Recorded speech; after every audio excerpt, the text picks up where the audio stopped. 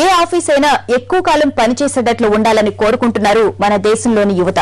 మార్కెట్లో పరిస్థితులు మందకొడిగా ఉండడంతో జీతం కంటే చాలా కాలం పాటు పనిచేసే కంపెనీలకే యూత్ ఓటు వేస్తున్నారని ఓ సర్వే వెల్లడించింది.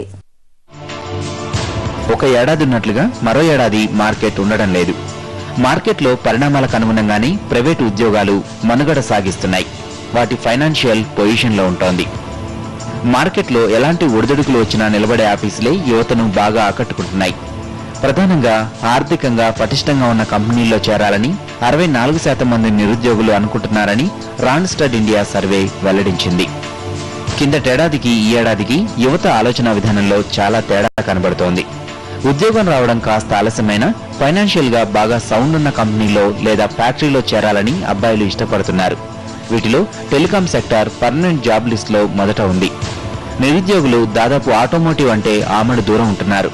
ట్రావెల్, టూరిజం రంగాలకు అతి తక్కువ ప్రాధాన్యత ఇస్తున్నారు.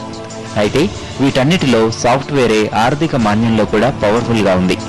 సాఫ్ట్వేర్ లో ఉండే ఆకర్షణీయ పథకాలే ఈ అట్రాక్షన్ కు కారణం. గత ఏడాది కుర్రాళ్లు జీతం బాగా ఉండాలని ఆఫీసుల చుట్టూ పరుగులు తీశారు. కానీ మరో 2-3 ఏళ్ల వరకు వారు జీతాన్ని పక్కకు పెట్టి స్టాండర్డ్ కంపెనీకి ప్రాధాన్యత ఇస్తున్నారు. ఈ సర్వేలో జీతాలకు 3వ స్థానం దక్కింది.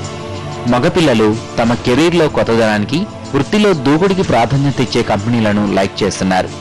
అమ్మాయిలైతే ప్రశాంతంగా, ఆహ్లాదంగా, కూల్గా కాసింత కబుర్లు చెప్పుకుంటూ ఉండే ఆఫీసులంటే ఇష్టపడుతున్నారు.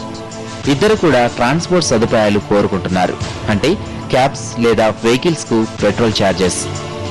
ఆర్థిక మాన్యం ప్రభావం ఇండియాపై లేదని ఆర్థిక శాఖ నివేదికలు చెప్తున్నప్పటికీ మన దేశంలోని యువత మాత్రం ఇంకా మంచి ఉద్యోగాలు లేక ఉక్కిరిబిక్కిరవుతూనే ఉంది.